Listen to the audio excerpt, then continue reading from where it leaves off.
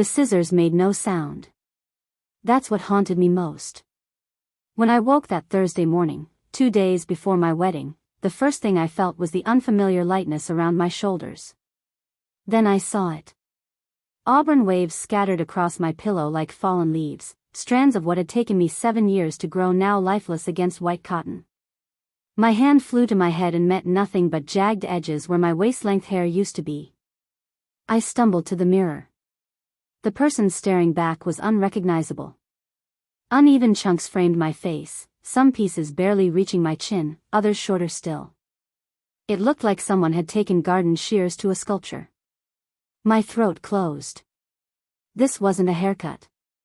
This was erasure. "Oh, you're awake."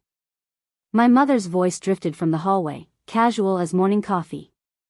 She appeared in my doorway wearing her silk robe and that expression she always had when she'd done something she believed was for my own good. "I thought we'd save you a trip to the salon. You were sleeping so soundly. Before we jump back in, tell us where you're tuning in from, and if this story touches you, make sure you're subscribed because tomorrow, I've saved something extra special for you." I couldn't form words. My hands trembled against the butchered remains of what had been my pride, the one physical feature I'd loved unconditionally. "It was getting so unruly, Claire," she continued, stepping into my childhood bedroom as if this were perfectly normal. "No professional updo could have managed all that weight. Now the stylist will have something workable for Saturday. You should be thanking me." Thanking her. For cutting my hair while I slept. For taking scissors to my body without permission. For deciding what I should look like on my own wedding day. "You did this?" My voice came out barely above a whisper. "Your father held the flashlight," she said, examining her manicured nails. "Natalie supervised. We all agreed it needed to be done. You've been so stressed with the wedding planning, we didn't want to add another argument to your plate." The room tilted. My sister had watched. My father had helped. They'd all stood over me while I slept, vulnerable and trusting in my childhood bed, and decided to alter my appearance like I was a doll they owned. "The wedding is in 2 days, I managed. Exactly why we did it now. Gives you time to adjust." "Really, Claire, you're being dramatic. It's just hair." She smoothed her own perfectly styled blonde bob. "Hair grows back. But wedding photos last forever, and you'll thank us when you see how sophisticated you look." Very Audrey Hepburn. I wasn't Audrey Hepburn. I was me. Or I had been. The Donovan family estate sat on 3 acres overlooking Narragansett Bay in Newport, Rhode Island. Old money dressed in white columns and manicured hedges, the kind of place where the property value was whispered about at country club luncheons and charity galas. I'd grown up in this house, in this town where everyone knew everyone's business and your last name determined which tables you were invited to sit at. My parents had spent 30 years building their reputation here. Patricia and Glenn Donovan, pillars of the community. Generous donors. Tasteful hosts. The kind of people who always knew the right thing to say and exactly how to smile for the society page photographers. I'd never quite fit into that world. While Natalie had embraced it, marrying a hedge fund manager and hosting the kind of dinner parties that got written about in the local lifestyle magazines, I'd chosen a different path. After college, I'd taken a position at the Maritime Museum in Providence, specializing in art restoration. The pay was modest, the work painstaking, but I loved it. There was something sacred about bringing color back to faded paintings, about seeing a piece of history come alive again under careful hands. My parents had been disappointed. Not angry, just perpetually disappointed, which somehow felt worse. They'd wanted me to marry someone from our circle, someone whose family summered in Martha's Vineyard and had a last name that opened doors. Instead, I'd fallen in love with Owen Bradford, an architect from a working-class family in Cranston who designed affordable housing and believed buildings should serve communities, not just look impressive in magazines. "He's nice enough," my mother had said when I first brought him home, in that tone that made nice sound like a consolation prize. "But darling, think about your future. Think about your children's futures." What she meant was think about money, think about status, think about whether he can get you into the right clubs. But Owen made me laugh. He listened when I talked about my work. He didn't care that I came home with paint under my fingernails or that I preferred museum openings to cocktail parties. He loved me for who I was, not for what my last name could do for him. Which was precisely why my family had never warmed to him. The wedding had been a battleground from the moment we announced our engagement. My mother had taken over immediately, booking Ashford Manor without asking me, selecting a guest list that included more of her friends than mine, choosing a menu I'd never tasted. Every time I tried to voice an opinion, she'd pat my hand and say something like, "Trust me, darling, I know what works for these events." I'd given in on almost everything. The venue, the flowers, the 7-piece orchestra instead of the DJ Owen and I had wanted. I'd told myself it didn't matter, that the important thing was marrying Owen, that one day wouldn't define our entire lives together. But I'd held firm on one thing. My hair. I'd been growing it since college, and I'd always imagined wearing it long on my wedding day, maybe braided with small white flowers woven through, something romantic and simple and thoroughly me. Long hair is so aging, my mother had said repeatedly. And terribly dated. This isn't a Renaissance fair, Claire. But I'd refused. It was the only thing I'd refused. And so they'd taken it from me while I slept. I spent that Thursday morning locked in the bathroom, crying over the sink while trying to even out the disaster on my head with nail scissors. It was impossible. The damage was too severe, too chaotic. I looked like I'd lost a fight with a lawnmower. Finally, I called Owen. They did what? His voice came through the phone tight with anger. Claire, that's assault. You can't just cut someone's hair while they're sleeping. That's not okay. I know, I whispered, staring at my reflection. I know it's not okay. Do you want me to come get you? You can stay at my place until the wedding. You don't have to be there. I wanted to say yes. I wanted to run away from this house and never come back. But my things were here, the wedding was in 2 days, and some deeply ingrained part of me still couldn't quite believe my own family had done something so violating. Maybe I was overreacting. Maybe it really was just hair. I'll be fine, I lied. I just need to find a salon that can fix this. I love you, Owen said. No matter what your hair looks like. You know that, right? I did know. But it didn't make the mirror any easier to look at. I spent the rest of Thursday calling every salon in Providence and Newport, trying to find someone who could see me on emergency notice. Most were booked solid. The ones that had openings took one look at the photos I texted and said they'd do their best, but I shouldn't expect miracles. One stylist was honest enough to tell me I'd need a pixie cut to even everything out, and even then, it would take months to look intentionally styled rather than accidentally butchered. By evening, I'd secured an appointment for Friday morning at a high-end salon in Providence. The receptionist had sounded sympathetic when I'd explained it was a wedding emergency. We'll figure something out, she'd promised. Worst case, we have beautiful hairpieces. Hairpieces. On my wedding day. I'd be wearing someone else's hair because my own family had stolen mine. Dinner that night was unbearable. We sat at the long mahogany table in the formal dining room, the same table where we'd eaten hundreds of meals, where I'd done homework as a child, where my parents had hosted countless dinner parties. Crystal glasses caught the light from the chandelier. My mother had made salmon, perfectly cooked, served with roasted vegetables and wild rice. Everything looked beautiful, like something from a magazine spread. Everything except me. Natalie arrived halfway through the meal with her husband, Marcus. She took one look at me and pressed her lips together, trying not to smile. Oh, Claire. It's very gamine. Very modern. It's a disaster, I said flatly. Well, hair grows, she said, echoing our mother. And honestly, you're being a bit dramatic about this. It's not like it's your face. Hair isn't permanent.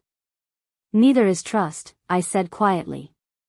My father cleared his throat, that warning sound that meant we were venturing into uncomfortable territory.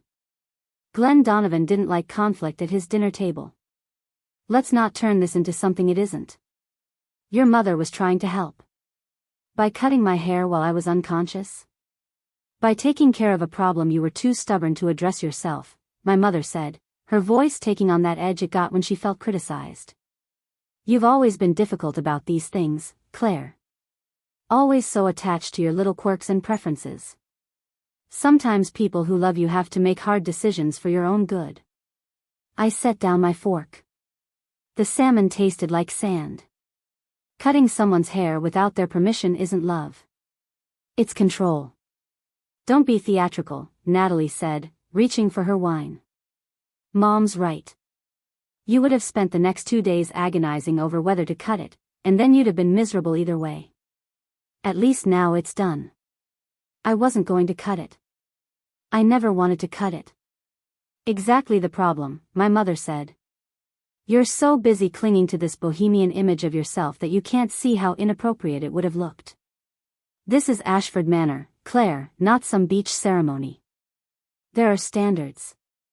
Standards. Preparing and narrating this story took us a lot of time, so if you are enjoying it, subscribe to our channel, it means a lot to us.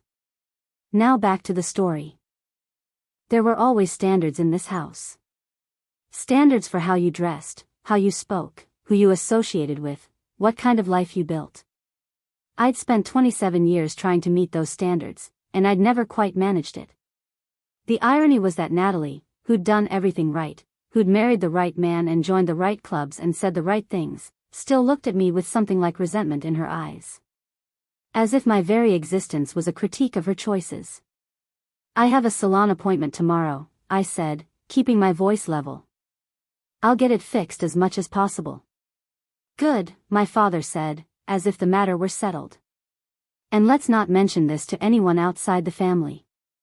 No need to air our private matters. Private matters. That's what this was to them.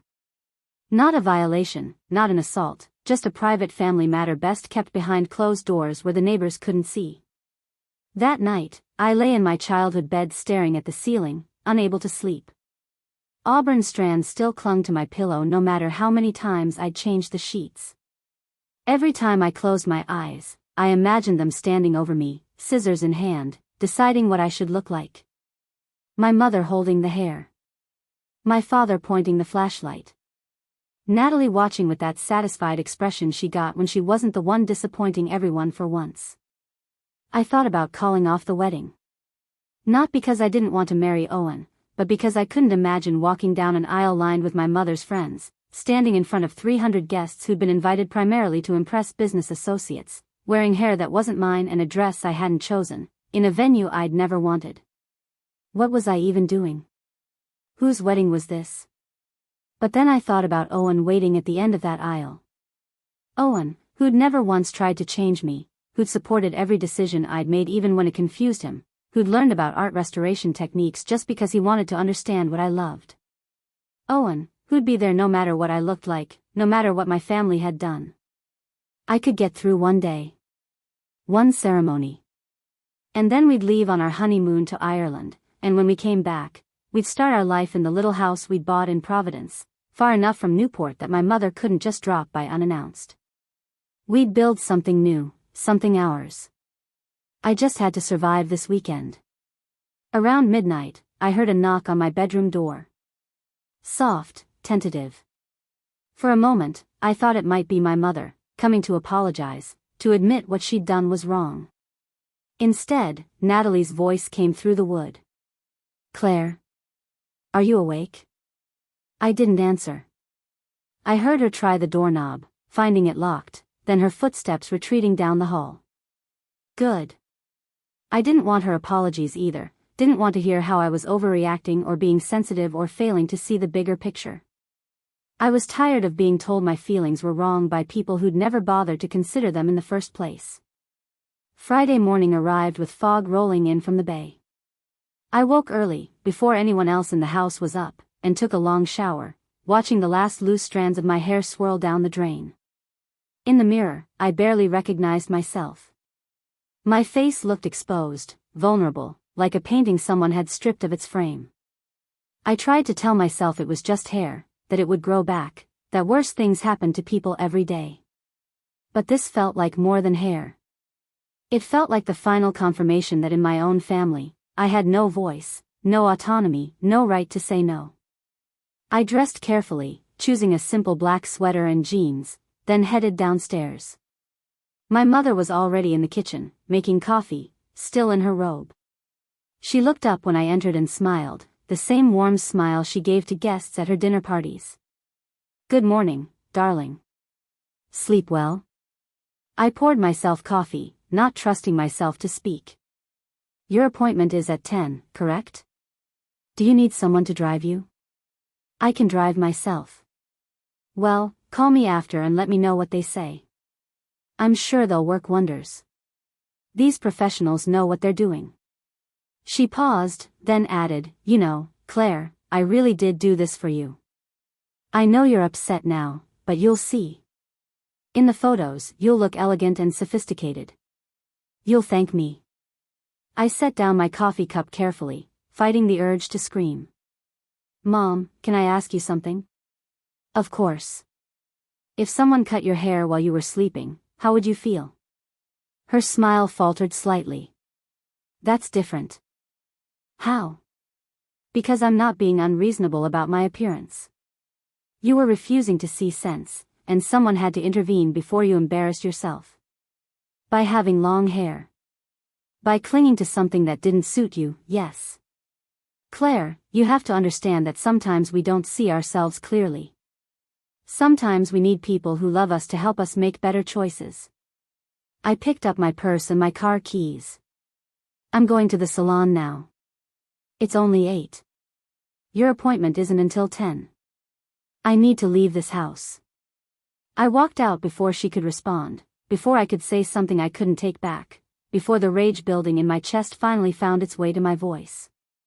Outside, the fog had lifted slightly, revealing the bay in the distance, gray water meeting gray sky. I sat in my car for a long moment, hands shaking on the steering wheel, trying to breathe. My phone buzzed. A text from Owen. "Thinking of you. Can't wait to marry you tomorrow, no matter what. Love you forever." I started to cry again, but this time from something other than grief. Tomorrow I'd marry this man. Tomorrow I'd legally bind myself to someone who'd chosen me, not despite who I was, but because of it.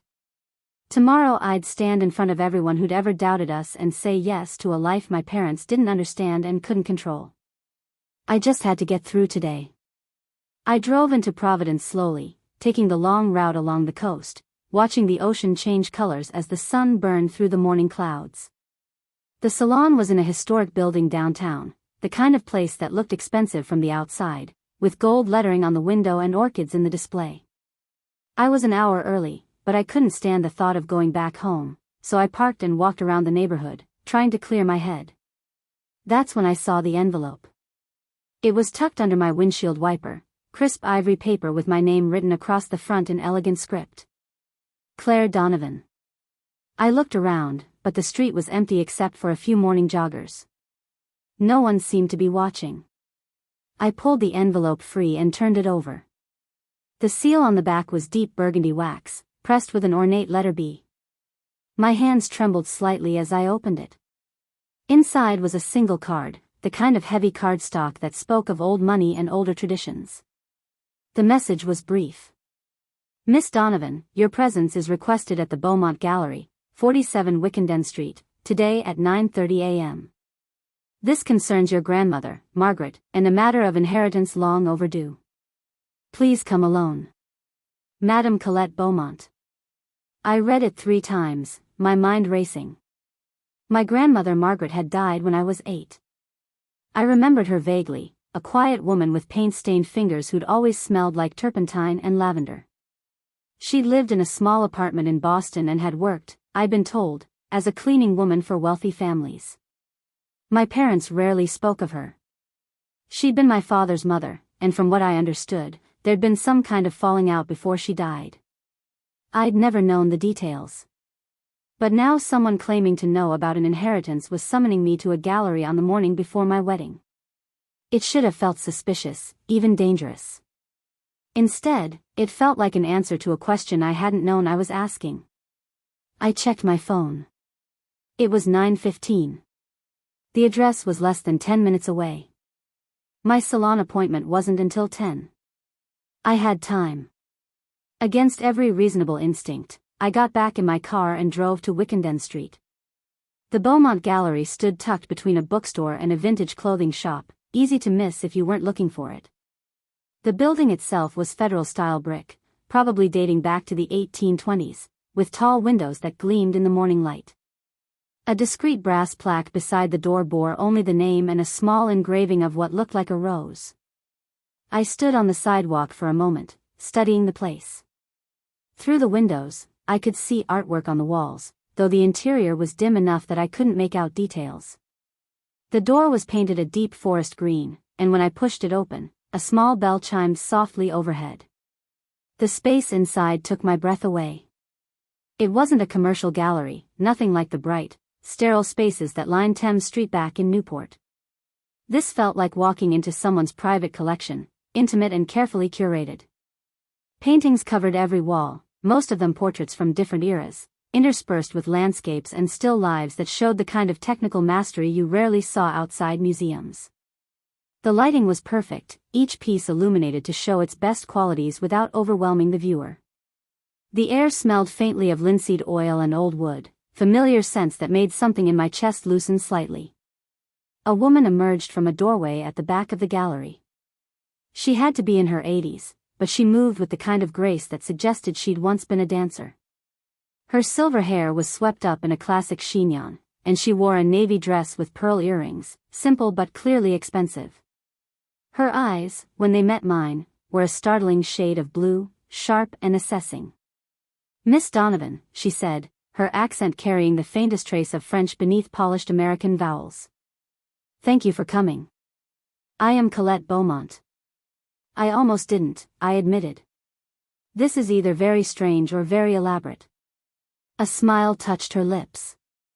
"Perhaps both. Please, come sit. We have much to discuss and not very much time." She gestured toward a small seating area near the windows, two velvet chairs positioned around a marble-topped table. A tea service was already laid out, steam rising from the pot. I followed her, my mind spinning with questions. She poured tea into delicate china cups painted with tiny roses, then settled back in her chair and studied me for a long moment. "You look very much like her," she said finally. "Margaret. Your grandmother. The eyes especially. That same mixture of strength and sorrow." "You knew my grandmother?" "I knew her for 40 years. She worked for my family, yes, but she was far more than an employee. She was my friend, my confidant, and in many ways, the person who taught me what true artistry meant." Madame Beaumont sipped her tea. "Tell me, what did your family say about Margaret?" I wrapped my hands around the warm cup. "Not much. That she worked as a housekeeper. That she died when I was young. My father didn't talk about her." "No, I imagine he wouldn't. Glenn was always uncomfortable with his mother's profession, particularly after he married Patricia." "Your mother comes from old Newport money, doesn't she? The Ashtons?" I nodded, surprised she knew. "Yes, well, having a mother who cleaned houses didn't fit the image Glenn wanted to project. But Margaret was never just a housekeeper, Miss Donovan. She was an artist, and more specifically, an art restorer of extraordinary talent. She worked for my family for decades, caring for our collection, bringing damaged pieces back to life. Some of the paintings in this very room were restored by her hands." I set down my teacup, my pulse quickening. "She was a restorer?" "One of the finest I've ever known, and I've known many. She had an intuitive understanding of technique, an ability to see what a painting had been before time and neglect took their toll. She could match colors that had faded centuries ago, recreate brushstrokes so precisely that even experts couldn't tell where the damage had been. It was a gift, Miss Donovan. And if I'm not mistaken, you inherited it." My throat felt tight. "How do you know about me?" "Because I've been watching your career since you took your position at the Maritime Museum." The Vermeer restoration you completed last year? The one that made the regional news? I saw it in person. Your technique, your sensitivity to the original artist's intent, it's Margaret all over again. You have her hands, her eye, her patience. I didn't know what to say. My grandmother had been an artist. A real one, not just someone who cleaned houses. And somehow this elegant woman had known about it, had cared about it, had been keeping track of me for years. Why didn't anyone tell me? I asked quietly. Why didn't my father ever mention she did this kind of work? Madame Beaumont's expression hardened slightly. Because your father was ashamed of her. Because when Margaret chose honest work over pretending to be something she wasn't, Glenn decided she was an embarrassment. He wanted a mother who hosted tea parties and played bridge at the country club, not one who spent her days in a studio covered in paint and varnish. When she refused to change, to pretend, he cut her out of his life almost entirely. By the time you were born, they were barely speaking. The words landed like stones. I thought of my father at dinner last night, so concerned with appearances, so worried about what people might think. Of course he'd rejected his own mother for similar reasons. Of course he'd erased her real work, her real passion, and reduced her to something more palatable. She loved you, though, Madame Beaumont continued. In those last years, she talked about you constantly. How you'd sit in her apartment and watch her work, how you'd ask questions about the paintings, how your little hands were already so careful when you touched things. She knew you'd inherited her gift. She hoped that somehow you'd find your way to it despite your parents. I did, I said softly. I always wanted to do this kind of work, even when I didn't really understand why. That's legacy, Miss Donovan. It runs deeper than we often realize. She paused, then reached beneath the table and withdrew a leather portfolio, worn with age but carefully maintained. Before Margaret died, she asked me to keep something for you. She wanted you to have it when you were old enough to understand what it meant, old enough to have made your own choices about your life. I've waited a long time to give this to you, but I think today is the right moment. She handed me the portfolio. My name was written on the front in handwriting I didn't recognize but somehow felt familiar. Inside were photographs, dozens of them. My grandmother, younger than I'd ever seen her, standing in front of paintings, working at an easel, laughing with a group of other artists. In several of the photos, she wore the most beautiful tiara I'd ever seen, diamonds and sapphires arranged in a delicate pattern that caught the light like captured stars. That tiara, Madame Beaumont said, watching my face, was payment for the most important restoration work Margaret ever did. In 1978, my family acquired a painting attributed to a minor Dutch master. It was in terrible condition, water damaged, the varnish yellowed and cracked. Every expert we consulted said it was beyond saving. Margaret disagreed. She spent 2 years on that painting, working in secret because she didn't want anyone's expectations influencing her process. When she finally unveiled it, we discovered it wasn't a minor master at all. It was an early Rembrandt, previously unknown, now valued at over $30 million. I stared at the photograph, at my grandmother wearing a tiara that sparkled like a constellation. My family wanted to pay her what the work was worth, but Margaret refused large sums of money. She said it would change things, create complications with your father, make her life harder in ways she didn't want. So we compromised. The tiara had been in my family for generations, originally commissioned in 1889. We gave it to her as payment, along with a modest cash amount. She wore it exactly once, for these photographs, then put it away. She said she was saving it for you, for when you understood what real value meant. My hands trembled as I turned the pages. More photos, these showing my grandmother's studio, paintings in various stages of restoration, her notes and sketches detailing her process. Then, near the back, several letters in her handwriting. She wrote those in her final months, Madame Beaumont said. She was sick, and she knew she didn't have much time. She wanted you to understand who she was, what she'd built, and why she made the choices she did. She also wanted you to know that the tiara was yours, held in trust until you were ready. I opened the first letter. The handwriting was shaky but still elegant. My dearest Claire, if you're reading this, it means you found your way to the work we both love. It means you chose art over appearance, creation over consumption, meaning over money. I'm so proud of you, sweetheart, even though I won't be there to tell you in person. Your father will probably tell you I was just a cleaning woman, and maybe by the time you read this, you'll have believed him. But I want you to know the truth. I was an artist. I spent my life bringing beauty back into the world, restoring what others thought was lost forever. That work mattered. It still matters. And you, my darling girl, you matter too, no matter what anyone in that cold house tells you. Wear the tiara and remember that your value isn't determined by people who can't see it. You are extraordinary, just as you are. Love always, Grandma Margaret. Tears blurred the words. I pressed the letter to my chest and tried to breathe.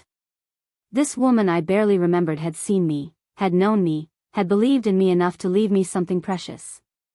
Not just the tiara, but the knowledge that I came from someone who'd lived according to her own values, who'd chosen substance over status. Where is it? I asked. The tiara? Madame Beaumont stood and walked to a panel in the wall that I'd thought was just decorative molding. She pressed something, and a hidden door swung open, revealing a small vault. Inside, resting on navy velvet, was the tiara from the photographs. Even in the soft gallery lighting, it blazed with cold fire, each diamond precisely cut, the sapphires deep as midnight. She lifted it carefully and brought it to me. Up close, I could see the incredible craftsmanship, the delicate metalwork that held each stone, the way the piece was designed to catch light from every angle. This wasn't just expensive jewelry. This was art. It's been appraised multiple times over the years, Madame Beaumont said. The most recent valuation was just over $100,000, though honestly, pieces like this are difficult to price. The provenance, the craftsmanship, the history, they add value that's hard to quantify. But more importantly, Miss Donovan, it's yours. Your grandmother worked years for this. She earned it through talent and dedication and the kind of patience that transforms ordinary skill into mastery. And she wanted you to have it. I touched the tiara gently, tracing the pattern of stones. I can't accept this. It's too much. I don't deserve it. Don't you? Madame Beaumont's voice was sharp now, cutting. Why not? Because your family has spent your whole life telling you that you're not quite good enough, not quite right, not quite what they wanted? Because they've made you feel like wanting to do meaningful work instead of playing society games is somehow a failure? She leaned forward, her blue eyes fierce. Margaret spent her life being told she wasn't good enough either. She was too unconventional, too dedicated to her craft, too unwilling to pretend. Your father was ashamed of her. His wife looked down on her. When she died, they didn't even put her profession in the obituary. They erased who she really was because it made them uncomfortable. Don't let them do the same thing to you. The words hit hard because they were true. My family had been erasing me my whole life, telling me my choices were wrong, my career was impractical, my relationship was unsuitable. And last night, they'd literally cut away part of me because they decided I didn't look right. They cut my hair, I said suddenly. My parents. Last night while I was sleeping. 2 days before my wedding, they came into my room and cut off my hair because they didn't like how it looked. Madame Beaumont's face went very still. They what? My mother said it was for my own good. That it was too long, too unmanageable, that I'd thank her when I saw the wedding photos. But I didn't want short hair. I loved my hair. It was mine, and they just took it. For a long moment, Madame Beaumont said nothing. Then she set the tiara down carefully on the table and reached for my hand. Miss Donovan, Claire, may I call you Claire? What your family did to you is not love. It's control. And it's exactly what they did to Margaret for years until she finally had the courage to walk away and live her own life on her own terms. She never regretted it, not once.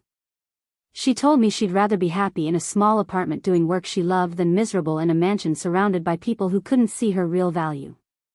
But she died alone, I said. Didn't she?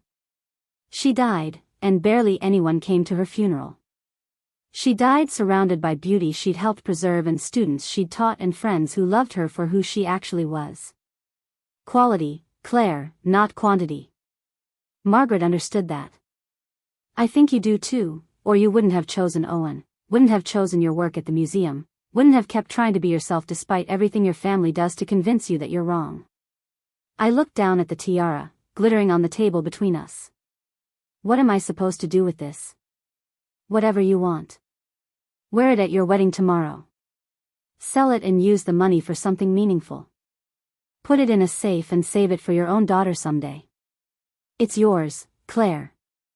That's the point. It's not your parents' decision, not your sister's, not anyone's but yours. Margaret wanted you to have something that was completely, legally, undeniably yours. Something they couldn't take from you or tell you you're using wrong. A thought occurred to me. Does my father know about this? About any of this? Glenn? Madame Beaumont's smile was cold. No. Margaret specifically requested that he not be informed.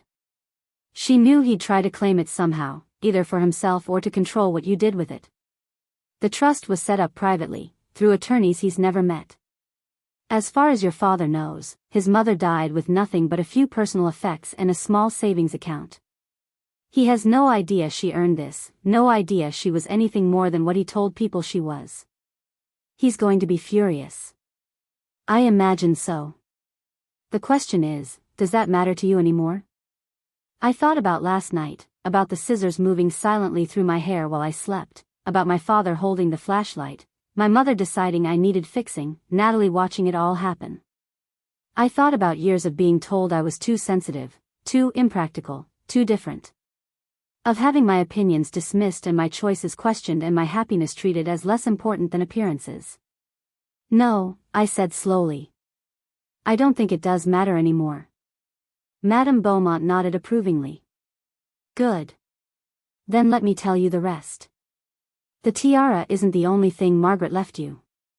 There's also a fund, set up through the gallery, specifically for art restoration work.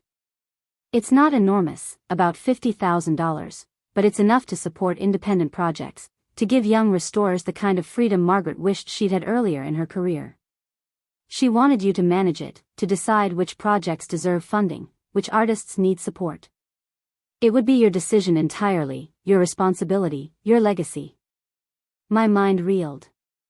The tiara, the fund, the letters, the photographs. My grandmother had built something real, something meaningful, and she'd left it all to me. Not because of my last name or my connections or what I could do for anyone else's reputation, but because I'd followed in her footsteps, because I'd chosen the same kind of work she'd loved, because somehow across the years and through death itself, she'd seen me and known I'd understand. There's one more thing, Madame Beaumont said. She reached into her pocket and withdrew a small card. This is the contact information for Vincent Castillo. He's the attorney who's been managing Margaret's estate. He has all the official documents, the trust paperwork, everything you'll need. I suggest you call him this afternoon. Given that your wedding is tomorrow, you'll want the legal aspects settled before you leave for your honeymoon. I took the card, my fingers numb. Why today? Why now, the day before my wedding? You could have contacted me months ago, years ago. Because Margaret was very specific in her instructions.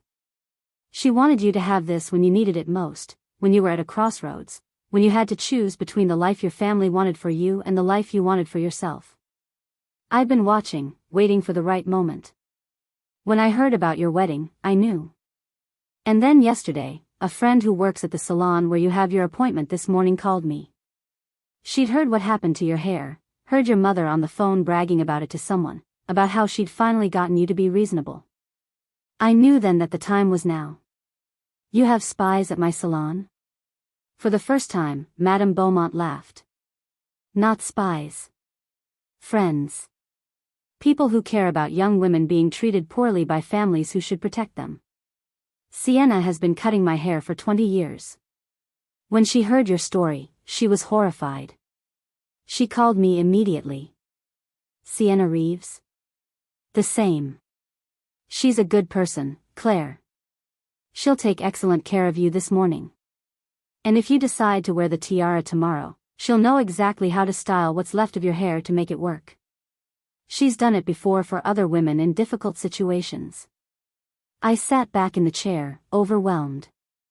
2 hours ago, I'd woken up feeling violated and alone, convinced that my family was right, that I was being dramatic, that it was just hair and I should get over it. Now I held proof that I came from someone extraordinary, that there was another way to live, that I didn't have to accept treatment that made me feel small and wrong and less than. What do I tell my parents? I asked. When they see the tiara tomorrow? The truth, Madame Beaumont said simply. That it was your grandmother's, that she left it to you, that it's yours to do with as you please.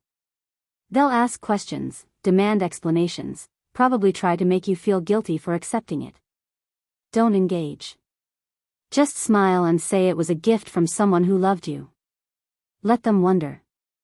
Let them realize that you have value, history, and worth that has nothing to do with them. She stood and wrapped the tiara carefully in soft cloth, then placed it in a velvet box. Take this. Wear it or don't, that's your choice. But keep it safe. It's more than jewelry, Claire. It's proof that you come from strength, that someone saw your potential before you even knew you had it, that you're part of a legacy built on talent and integrity instead of money and appearances. I accepted the box, holding it like the treasure it was. Thank you, I said, my voice breaking slightly. For keeping this safe. For waiting. For telling me the truth about her. Thank you for being worth the wait, Madame Beaumont replied. Margaret would be so proud of the woman you've become. I hope you'll visit again after your honeymoon. I have more of her work to show you, pieces she restored that now hang in museums around the world. You should know the full scope of what she accomplished, what her hands touched and transformed. You should know where you come from. I'd like that. She walked me to the door. Outside, the morning had turned bright and clear, the fog burned away by autumn sun. I stood on the sidewalk holding the velvet box, feeling its weight, feeling the weight of everything it represented. One last piece of advice, Madame Beaumont called from the doorway. Whatever you decide to do tomorrow, whatever you wear or say or how you handle your family, make sure it's your choice. Margaret spent too many years letting other people's opinions shape her decisions. When she finally stopped, when she finally lived according to her own values, she found real happiness. Don't wait as long as she did. I nodded, unable to speak past the emotion in my throat. Then I got in my car and drove to the salon, my grandmother's tiara resting on the passenger seat beside me, catching the light every time I turned a corner, reminding me that I was more than what my family saw, more than what they'd tried to make me, more than they could imagine. The salon occupied the second floor of a converted textile mill, all exposed brick and tall windows that flooded the space with natural light. I climbed the stairs slowly, the velvet box tucked safely in my purse, my mind still spinning from everything Madame Beaumont had told me. The receptionist looked up when I entered and smiled with genuine warmth. Claire Donovan. Sienna's been expecting you. She cleared her whole morning. The young woman's eyes dropped to my hair, and sympathy flickered across her face. She's going to take really good care of you. Sienna appeared from the back, a tall black woman with intricate braids piled on top of her head and the kind of presence that immediately made you feel safe. She wore all black, silver rings on almost every finger, and when she smiled, it reached her eyes. Come on back, honey, she said, her voice low and soothing. Let's see what we're working with. She led me to a chair by the windows, away from the other stylists and clients, a private corner where we could talk without being overheard. I sat down, and she stood behind me, gently lifting what remained of my hair, assessing the damage with professional focus. Okay, she said after a moment. I'm not going to lie to you. This is bad. Whoever did this had no idea what they were doing, and they didn't care about the result. This wasn't a haircut. This was sabotage. Hearing someone else say it, someone with no connection to my family, made something crack open in my chest. My mother, I said quietly. My mother and father. They did it while I was asleep. Sienna's hands stilled. In the mirror, I watched her expression shift from professional assessment to genuine anger. They what? 2 nights ago. I woke up and it was gone. They said it was for my own good, that long hair wouldn't work for the wedding, that I'd thank them eventually. That's assault, Sienna said flatly. What they did is a crime. You know that, right? I nodded. Everyone keeps telling me it's just hair. That I'm overreacting. Everyone is wrong. She moved around to face me, crouching so we were eye level. Listen to me. What happened to you is a violation. It doesn't matter that it's hair instead of something else. They took away your choice, your bodily autonomy, your right to decide what you look like. That's not love. That's not family. That's abuse dressed up in nice words. Tears started again, but this time they felt different. Not grief so much as release. I don't know what to do. Right now, you're going to let me fix this as much as I can. Then you're going to get married tomorrow looking however you want to look, not however they wanted you to look. And after that, you're going to decide what kind of relationship you want with people who think it's okay to do this to you. She straightened up, her expression softening. But first, we need to talk about what's possible. I can even this out, give you a shape that's intentional instead of chaotic. You're looking at a pixie cut, probably textured, something with movement. It'll be cute, and more importantly, it'll look like a choice you made, not something that happened to you. Does that work? Do I have options? Not really, not if you want to look good tomorrow. We could try extensions, but there's not enough length left to anchor them properly, and they'd be obvious. Better to own the short hair, make it fierce, show everyone that you're not a victim. You're someone who adapted and came out stronger. I thought about my grandmother, about how she'd refused to be what everyone wanted her to be, how she'd chosen her own path even when it cost her relationships with family. Make it fierce, I said. Sienna grinned. That's what I wanted to hear. Now, Colette mentioned you might have something special to wear tomorrow. Want to show me? I hesitated, then reached into my purse and withdrew the velvet box. When I opened it, the tiara caught the sunlight streaming through the windows and scattered rainbow prisms across the brick walls.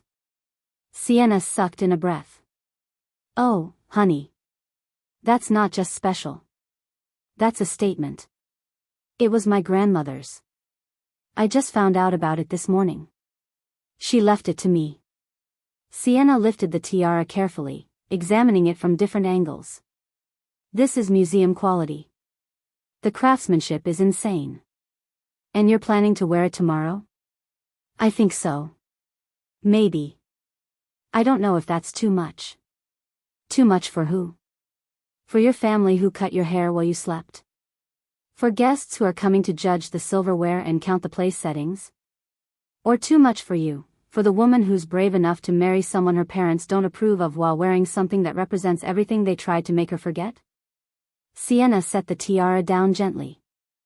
This is gorgeous, and it's yours, and if you want to wear it, we're going to make sure it looks perfect. But you need to understand that wearing this tomorrow is going to send a message. Everyone's going to see it, everyone's going to ask questions, and your family is going to lose their minds. Are you ready for that? I looked at my reflection in the mirror. Butchered hair, red eyes, exhausted face.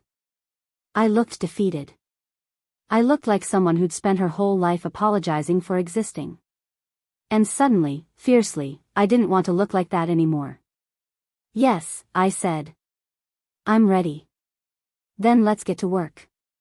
The next 2 hours passed in a blur of scissors and conversation. Sienna worked with intense concentration, evening out the disaster, finding a shape that complemented my face, texturing the layers so they moved naturally. She talked while she worked, telling me about her own family, about the grandmother who'd raised her, about learning to set boundaries with people who claimed to love you but treated you like property. The thing about toxic family, she said, trimming around my ears, is that they're really good at making you feel guilty for protecting yourself. They'll say you're being dramatic, that you're too sensitive, that you're making a big deal out of nothing. But here's the truth, if it hurts you, it's a big deal. Period. You don't need anyone's permission to feel violated when someone violates you. My sister keeps saying I should get over it. Of course she does. Because if you get over it, she doesn't have to feel bad about watching it happen.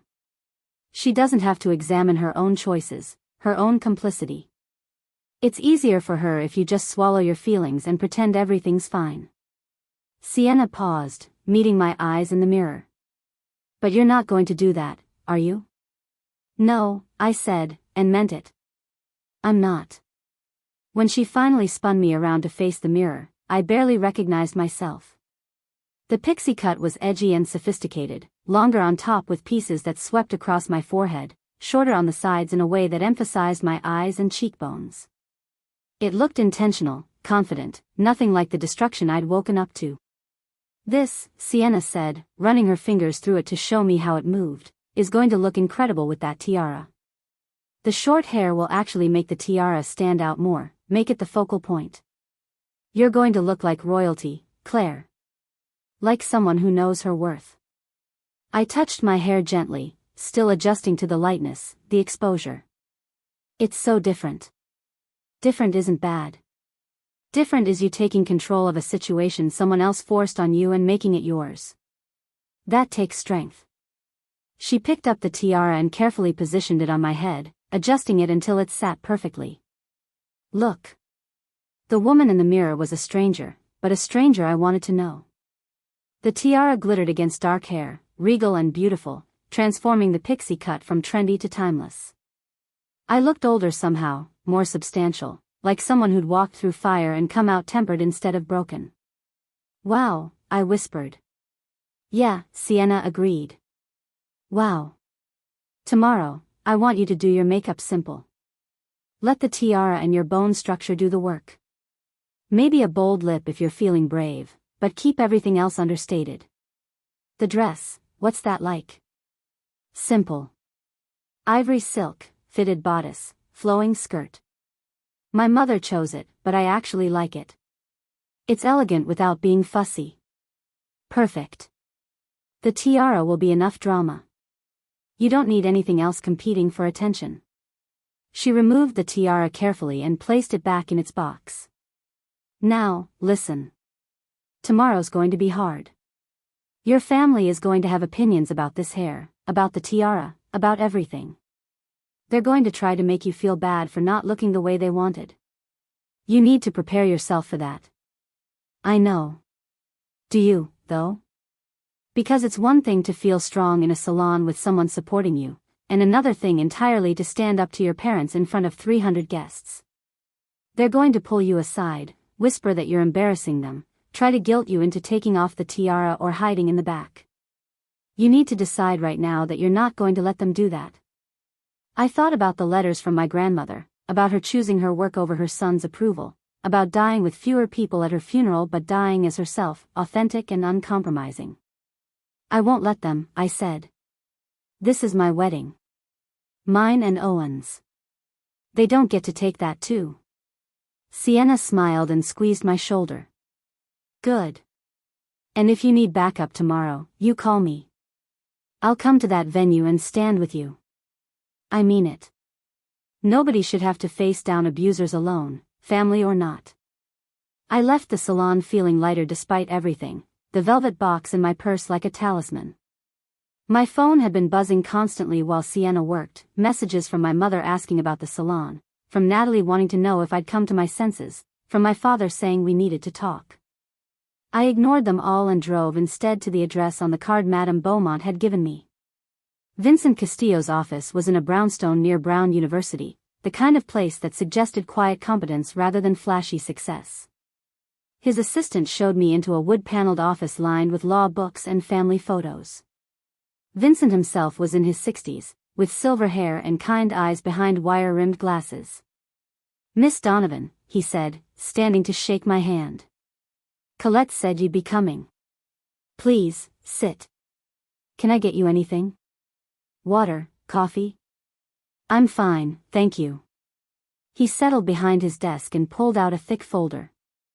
I've been managing your grandmother's estate for 26 years now. She was very specific about her wishes, particularly regarding you. I'm glad we're finally able to execute them. Why did she wait so long? Why not give me the tiara when I turned 18, or 21? Because Margaret understood that value isn't just about age. It's about readiness.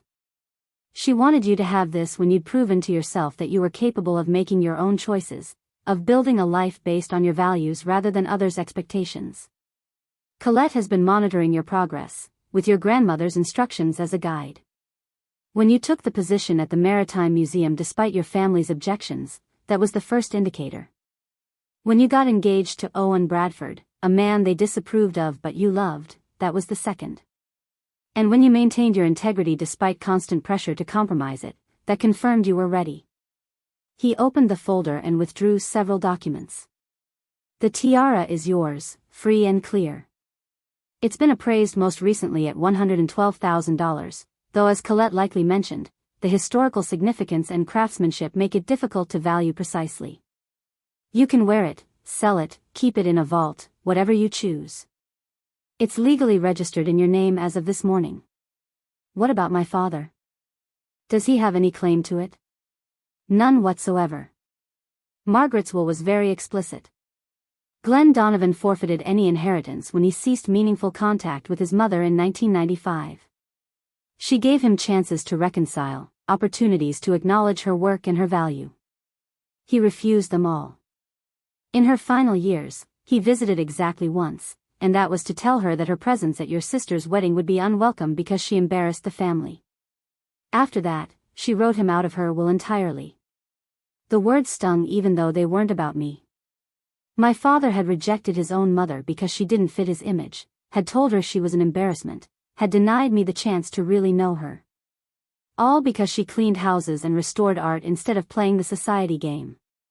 In addition to the tiara, Vincent continued, you're the beneficiary of the restoration fund Colette mentioned.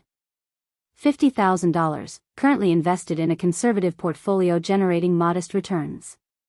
The fund was established to support emerging artists and restorers, with you as the sole decision-maker regarding grants and distributions. You're not obligated to use it, but Margaret hoped you would. He slid more papers across the desk. These are the trust documents, the deed to the tiara, and the financial statements for the restoration fund. Everything is in order. You just need to sign here, here, and here to acknowledge receipt and accept the inheritance. I signed my name 3 times, each stroke of the pen feeling like an act of defiance. This was mine. Not because of my last name or my family connections, but because someone had loved me enough to believe I'd grow into the kind of person who deserved it. There's one more thing, Vincent said, reaching into his desk drawer. He withdrew a small envelope, yellowed with age. Margaret left this with instructions that you receive it on the day you accepted your inheritance. I haven't read it, but she said it was important. I took the envelope with shaking hands. My name was written across the front in that same elegant script I'd seen in the gallery. I opened it carefully and unfolded the single sheet inside. My darling Claire, if you're reading this, it means you've chosen to be yourself despite every pressure to be someone else. I'm so proud of you. I wish I could be there to see the woman you've become, but since I can't, I want to leave you with the most important thing I learned in my 78 years. Your value is not determined by people who refuse to see it. You are not too much or too little or too different. You are exactly who you're meant to be, and that is enough. Wear the tiara and remember that you come from a line of women who chose authenticity over acceptance, who built beautiful things with their own hands, who understood that legacy is what you create, not what you inherit. Live boldly, love deeply, and never apologize for taking up space in a world that will constantly try to make you smaller. You are my greatest work, Claire. Everything I restored, every painting I saved, every piece of beauty I brought back into the world pales compared to knowing that you exist, that you're carrying forward the belief that what we do matters more than what we own. Be happy, sweetheart. Be gloriously, unapologetically, magnificently yourself. That's all I ever wanted for you. All my love, always, Grandma Margaret. I pressed the letter to my chest and cried in Vincent Castillo's office while he politely pretended to review other documents, giving me the space to fall apart and pull myself back together. When I finally collected myself, he handed me a tissue and smiled gently. She was remarkable, your grandmother. One of the most principled people I've ever known. You remind me of her. I never really got to know her. My parents kept us apart. I know. She grieved that. But she also understood that some distances are necessary, that sometimes the most loving thing you can do is step back and trust that the people you care about will find their way. She trusted you to find yours, Claire. And from what Colette tells me, you have. I left his office with a folder full of legal documents, a letter that felt heavier than any piece of paper should, and a growing sense that tomorrow was going to change everything. Not just because I was getting married, but because I was walking into that ceremony as myself, fully and finally, without apology. My phone rang as I reached my car. Owen. I answered immediately. Hey, I said. How are you? Better now that I'm hearing your voice. How'd the salon go? Actually, really well. Sienna's amazing. The cut is good, Owen. It's different, but it's good. I knew you'd be beautiful no matter what. Listen, I know tradition says we're not supposed to see each other today, but screw tradition. Can I see you? I need to see you. I smiled, something warm loosening in my chest. Yeah. I need to see you too. Meet me at our spot. Our spot was a small park overlooking the Providence River, a bench under an oak tree where we'd had our first real conversation 3 years ago. I got there first and sat watching the water, thinking about everything that had happened in the last 24 hours. When Owen arrived, he stopped a few feet away, just looking at me. Wow, he said softly. It's that bad? It's that good. Claire, you look incredible. Like some kind of warrior princess. I laughed, the sound surprising me. Wait until you see what I'm wearing tomorrow. He sat beside me and took my hand. I don't care what you wear. I don't care if you show up in jeans and a t-shirt. I just want to marry you. Even though my family is terrible. Your family is terrible, he agreed. But you're not. You're the best person I know, and I'm so lucky you said yes to me. I leaned my head on his shoulder. I found out something today. About my grandmother. She left me something. What kind of something? I told him everything. The gallery, Madame Beaumont, my grandmother's real work, the tiara, the fund, the letters. Owen listened without interrupting, his arm around my shoulders, steady and warm. So you're saying, he said when I finished, that you come from a line of badass women who didn't take crap from anyone and built legacies that actually mattered? Apparently. That tracks. I always knew you were extraordinary. Now I know where you got it from. He pulled back to look at me. Are you going to wear it tomorrow? The tiara? I want to. But it's going to cause problems. My parents are going to lose it when they see me. Let them. Claire, this is our wedding. Our day. If you want to wear $100,000 tiara your grandmother earned through decades of incredible work, you should wear it.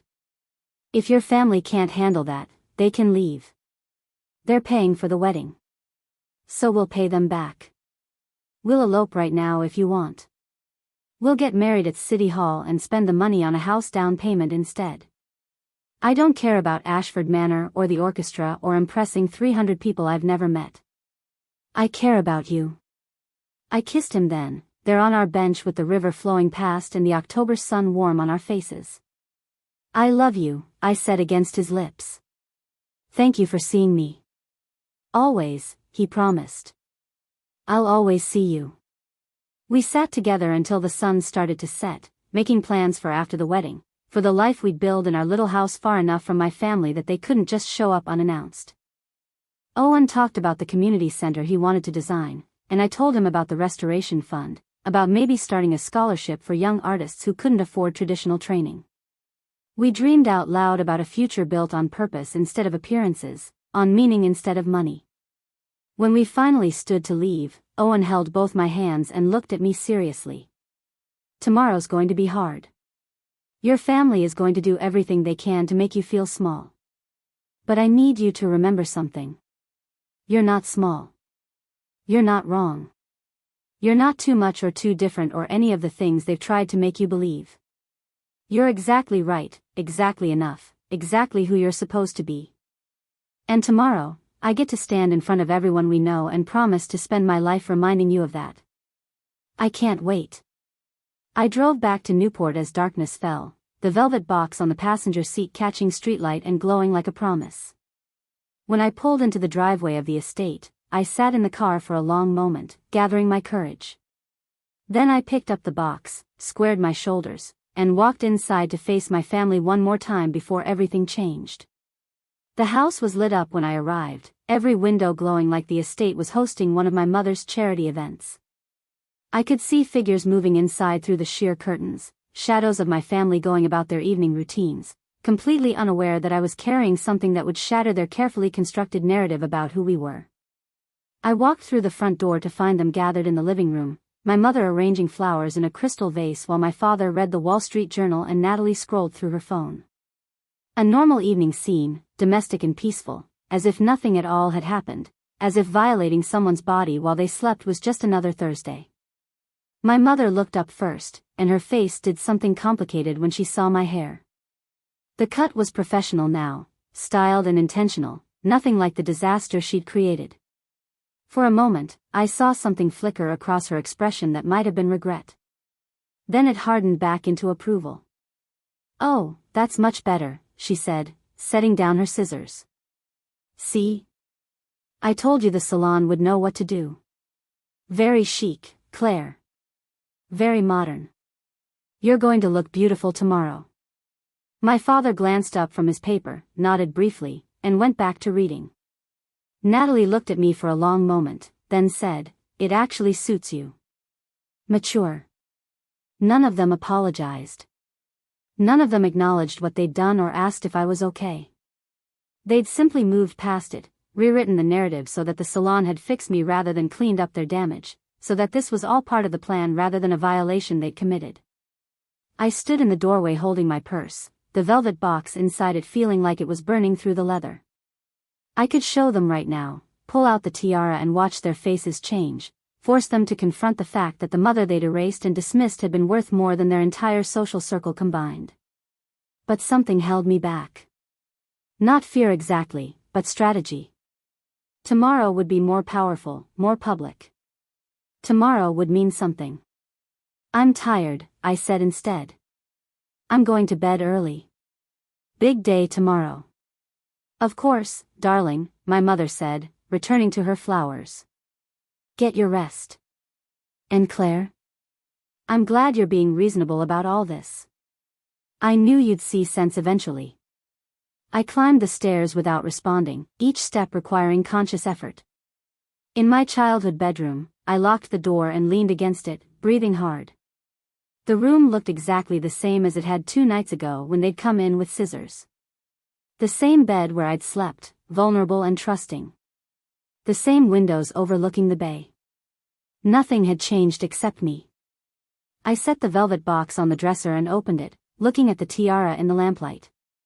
The diamonds caught the glow and threw it back, prismatic and defiant. This was real. This was mine. And tomorrow, everyone would know it. My phone buzzed with a text from Owen. "You home? You okay?"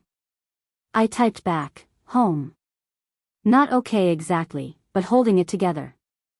They didn't even apologize. Just acted like nothing happened. His response came immediately, "That's what abusers do.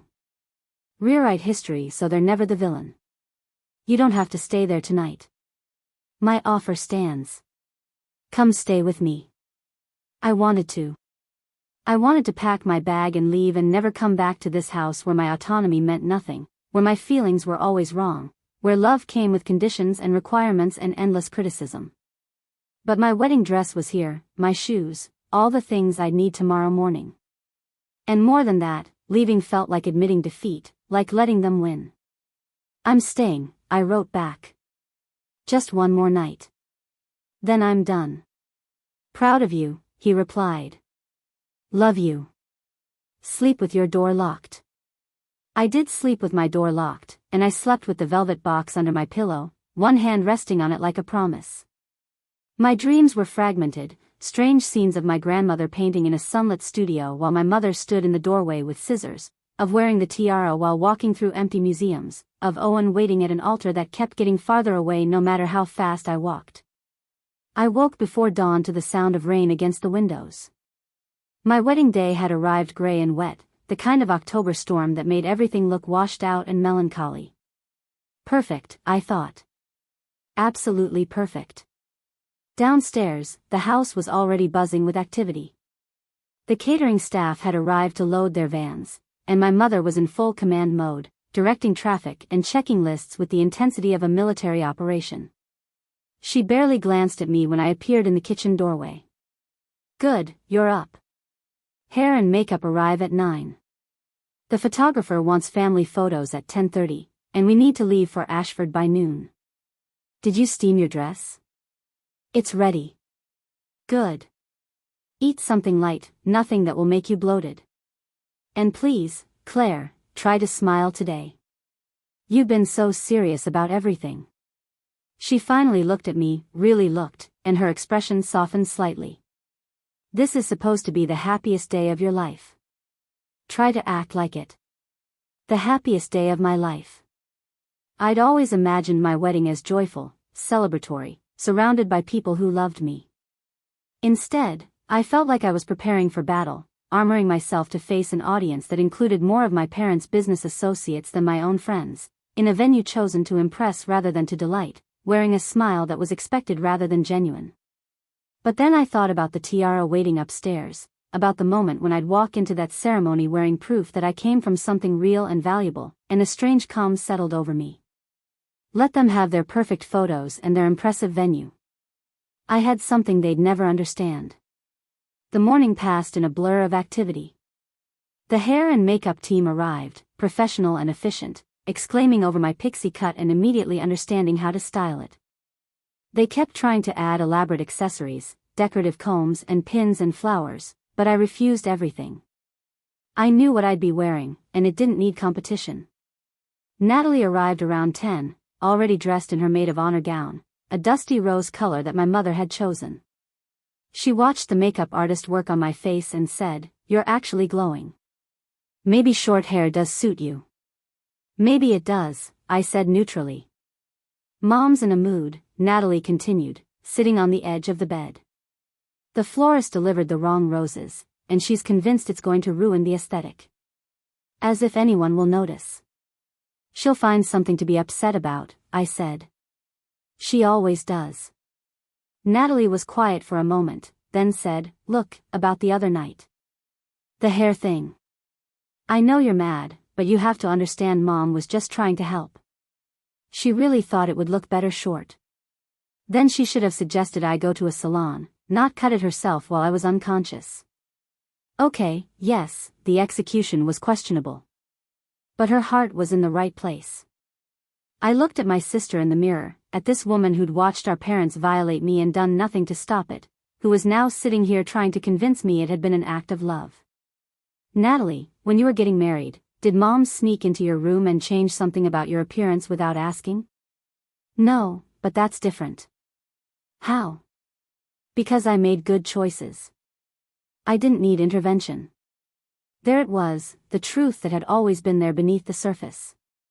Natalie had earned her autonomy by conforming, by making the choices our parents approved of, by never questioning or pushing back or insisting on her own vision. I'd failed to do the same, and so I'd lost the right to control my own body.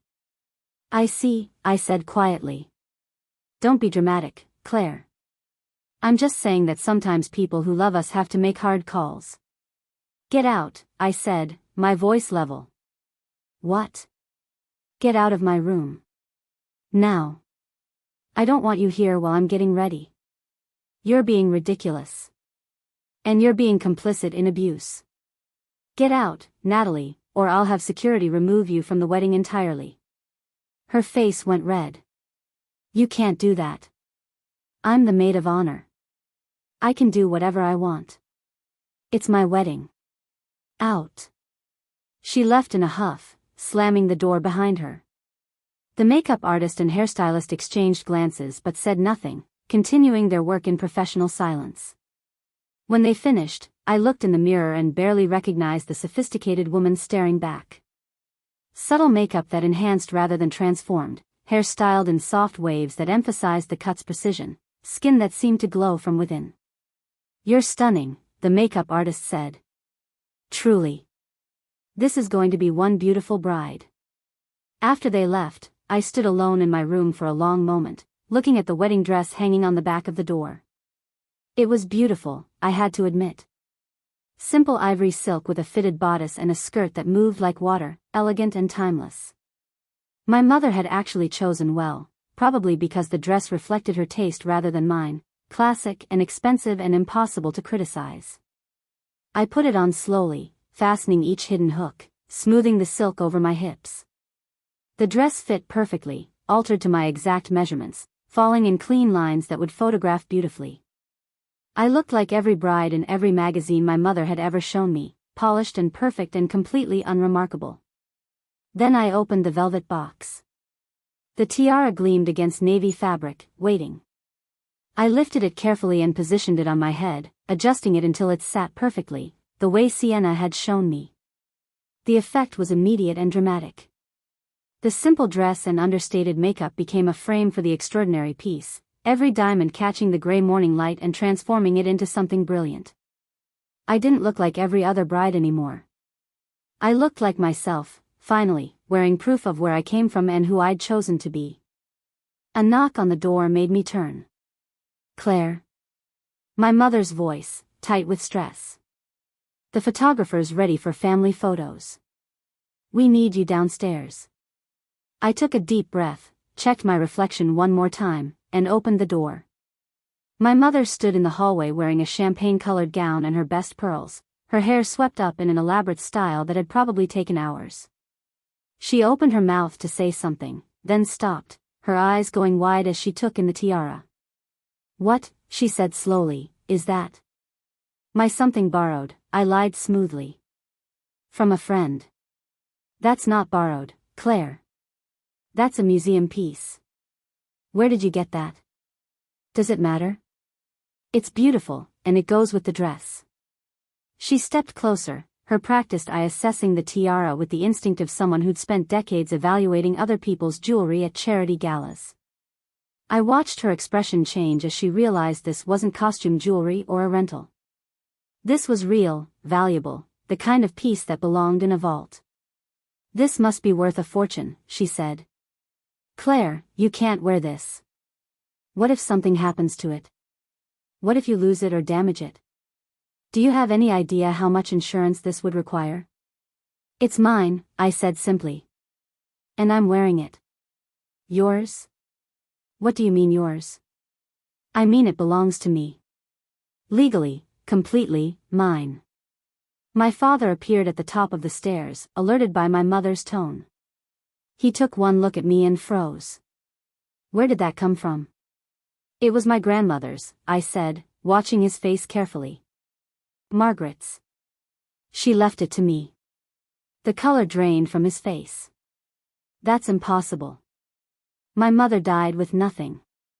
She had no valuable possessions, no estate, nothing worth inheriting."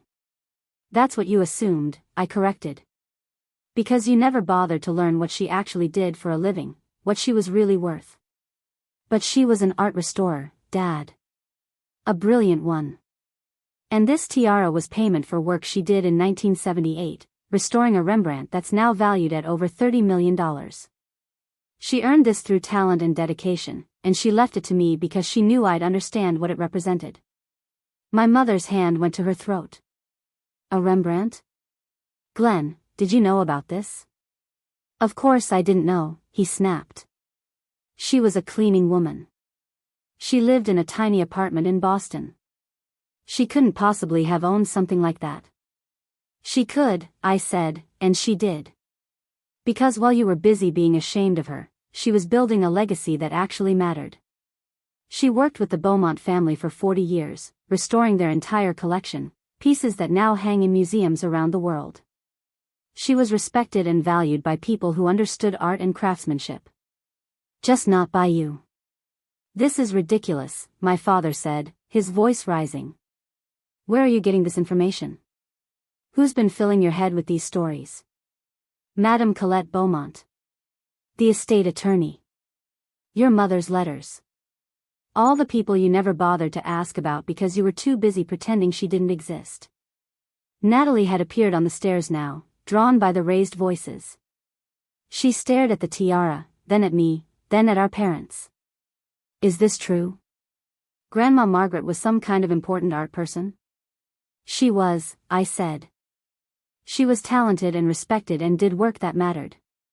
But Dad was embarrassed by her, so he cut her off and made sure we never really knew her.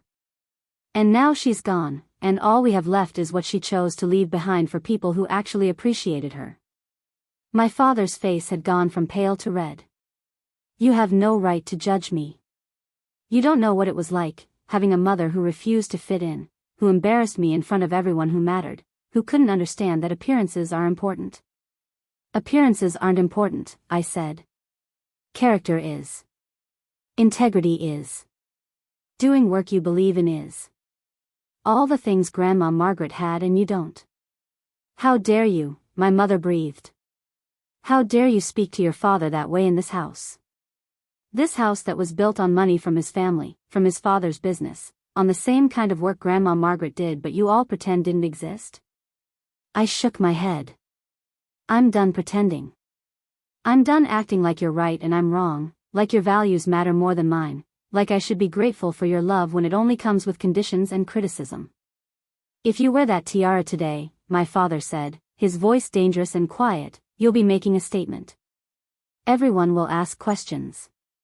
Our friends will want to know where it came from, what story it represents. Are you prepared to humiliate us in front of 300 guests?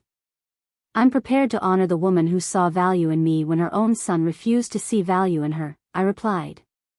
If that humiliates you, that's your problem, not mine. We paid for this wedding, my mother said. Every flower, every meal, every minute of music. We've spent $100,000 on this day, Claire. The least you can do is show some respect. Respect? The word came out sharp. You want to talk about respect? You cut my hair while I was sleeping. You violated my body because you decided I didn't look right. And now you want to dictate what I wear because you're worried about what your friends will think? No. I'm done. This is my wedding, and I'm wearing what I want, and if you don't like it, you can leave. The silence that followed was absolute. My parents stared at me like I'd slapped them, like this quiet daughter who'd spent 27 years trying to earn their approval had suddenly transformed into someone they didn't recognize. And maybe I had. Maybe that's exactly what had happened. The photographer is waiting, I said into the quiet. We can take the family photos, and you can smile and pretend everything is fine the way you always do. Or we can skip them, and I'll go directly to Ashford with Owen. Your choice. My father turned and walked down the stairs without another word. My mother followed, her back rigid with fury. Natalie stood frozen on the landing, looking at me with something that might have been fear or might have been respect. You've really changed, she said. No, I corrected. I've finally stopped pretending to be someone I'm not. The family photos were torture, everyone smiling through gritted teeth while the photographer directed us into various poses. My parents stood as far from me as the frame would allow, and every time the camera flashed, I could feel their rage radiating like heat.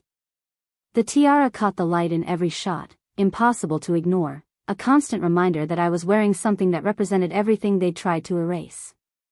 When we finally finished, my mother pulled me aside while my father stalked off to the car. Her voice was low and controlled, the tone she used when she was trying very hard not to lose her composure in public. I don't know what's gotten into you, Claire, but this behavior is unacceptable. You're being selfish and dramatic, and you're going to regret this. No, I said. I won't. For the first time in my life, I'm not going to regret standing up for myself. That tiara is inappropriate for a wedding. It's gaudy and ostentatious and sends completely the wrong message about our family. It sends exactly the right message about my family. My grandmother's family. The family I choose to honor. Her jaw tightened. When you look back at these photos in 10 years, you're going to see how foolish you look. How childish and rebellious and wrong. When I look back at these photos, I said, I'm going to remember the day I stopped letting you control me. And I'm going to be proud. I walked away before she could respond, heading to my car where Owen was waiting to drive me to Ashford Manor. He stood by the driver's door, devastatingly handsome in his dark suit, and when he saw me coming down the front steps, his whole face transformed with joy.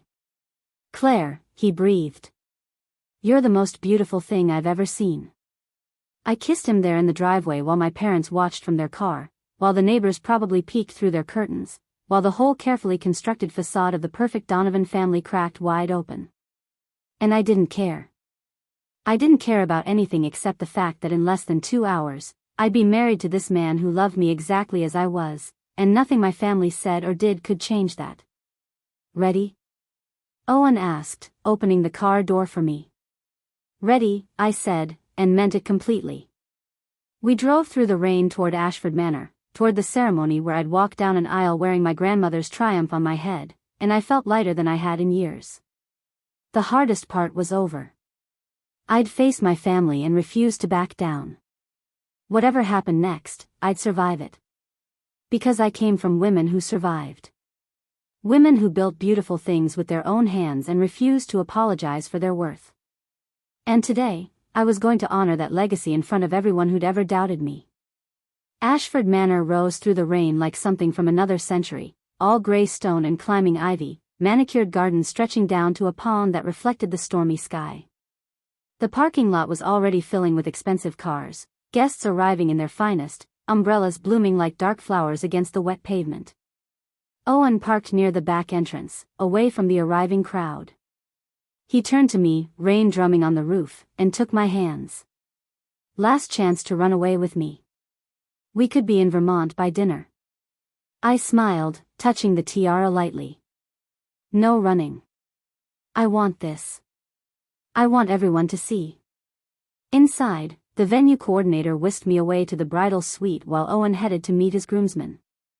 The suite was elegant, all cream and gold, with floor-to-ceiling mirrors and a view of the ceremony space below. Through the windows, I could see guests filing into the hall, taking their seats, admiring the elaborate floral arrangements my mother had agonized over. I stood alone for a moment, adjusting the tiara one final time. It sat perfectly, catching every beam of light that filtered through the clouds. In the mirror, I saw what my grandmother must have seen when she wore it for those photographs, not just jewelry, but a crown earned through years of careful work, through choosing integrity over convenience. A soft knock interrupted my thoughts. I expected Natalie, forced by obligation to perform her maid of honor duties despite our earlier confrontation. Instead, Sienna stepped through the door, elegant in a simple black dress. Surprise, she said, smiling. I told you I'd be here if you needed backup. How are you holding up? Better now that you're here. She circled me slowly, examining her work from that morning. The tiara is even more stunning than I remembered. You ready to blow their minds? Before I could answer, voices rose from the hallway. My mother, giving orders to someone about the processional timing. I tensed, but Sienna squeezed my shoulder. Stand tall. You've got this. The ceremony began with a string quartet playing something classical and predictable. Through the suite sound system, I heard the music shift, heard the rustle of guests standing. It was time. I walked to the entrance where my father waited, stiff and formal in his tuxedo. He wouldn't meet my eyes. When I took his arm, he flinched slightly, as if touching me physically hurt. We stood in the doorway, waiting for our cue, and I could feel him vibrating with suppressed anger. It's not too late, he whispered. Take it off. Please. For me. No, I said simply. The doors opened. Music swelled. And we stepped into the ceremony space. The reaction was immediate. A collective intake of breath, heads turning, whispers rippling through the crowd like wind through wheat. The tiara caught the chandelier light and threw it back tenfold, impossible to miss, impossible to ignore. I heard my mother's sharp gasp from her seat in the front row. Saw Natalie's eyes widen from where she stood at the altar. But then I saw Owen, and nothing else mattered. He stood at the end of the aisle with tears streaming down his face, looking at me like I'd hung the moon and stars. His smile was so wide, so genuine, so completely full of love that I started crying too. My father walked me down the aisle mechanically, handed me over without the traditional embrace, and retreated to his seat like he couldn't escape fast enough. Owen took my hands and leaned close. "You're magnificent," he whispered. "Absolutely magnificent." The ceremony passed in a blur of emotion. We said our vows, the words we'd written ourselves about choosing each other every day, about building a life based on honesty and respect and genuine partnership. When the officiant pronounced us married, Owen kissed me while the tiara sparkled above us like a benediction, and the guests applauded despite their confusion, despite my parents' stone-faced fury. At the reception, the questions started immediately. Guests clustered around me during cocktail hour, asking about the tiara, where it came from, whether it was a family heirloom. I told the truth, over and over. It belonged to my grandmother, Margaret Donovan. She was an art restorer who worked with some of the finest collections in New England. She earned it through her talent and dedication. She left it to me. Each time I said it, I watched my parents' faces tighten. They circulated through the room doing damage control, changing the subject when people asked them about Margaret, redirecting conversations towards safer topics. But the story had escaped their control. By the time we sat down for dinner, half the room knew the truth. During the toasts, Natalie stood with her champagne glass and gave a speech so generic it could have applied to any couple. My mother didn't speak at all. Owen's father, a contractor with calloused hands and a warm smile, stood and talked about how his son had found someone who matched his integrity, his kindness, his commitment to building things that mattered. He raised his glass to me specifically. "Welcome to a family that sees your worth, Claire." The words landed like stones in still water, ripples spreading through the room. My mother excused herself, claiming a headache.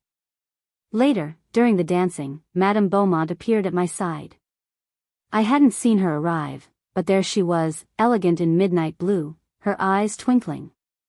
"You wore it beautifully," she said. "Margaret would be so proud." "Thank you," I managed. "For everything." "Thank yourself, my dear. You did the hard part." She pressed a business card into my hand. "This is the accountant who manages the restoration fund. Call him next week. There's a young artist in Boston who could use your help. I think you'll find the work rewarding." She disappeared back into the crowd before I could respond, leaving me holding the card and the promise of a future built on my terms. As the evening wore on, my father approached me near the dessert table. He looked older somehow, diminished. "Your grandmother," he said haltingly. "What she did. The Rembrandt. Was that really true?" "Every word." He nodded slowly. "I didn't know. She never told me. You never asked. You were too busy being ashamed of her." "I was young. Stupid. I wanted to fit in." He paused. "That tiara. It's really worth over 100,000? That's what you care about? The money?" "No. I threw away a relationship with my mother because I thought she was nobody. And she was somebody. She was someone important, and I never knew." His voice cracked. "I can't fix that now." "No," I agreed. "You can't. But maybe you can stop making the same mistake with me." He looked at me for a long moment, really looked, perhaps for the first time in years. "You're stronger than I gave you credit for. Than I wanted you to be, maybe. Strong women are harder to control. I'm not interested in being controlled anymore. I can see that."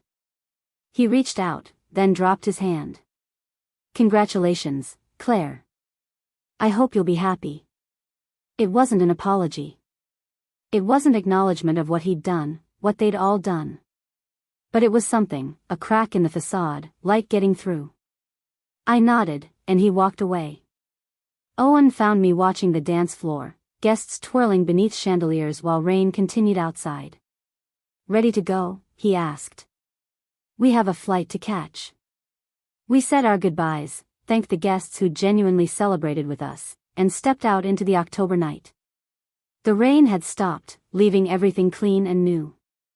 Owen's old sedan waited where we'd left it, decorated by his friends with streamers and silly string. As we pulled away from Ashford Manor, I looked back once. My parents stood on the steps watching us leave, small figures framed by golden light. I didn't wave. I just turned forward, toward the road ahead, toward Ireland and home and the life we'd build together. The tiara sat in its velvet box on my lap, no longer on my head but forever in my heart, a reminder that I came from women who refused to apologize for their brilliance.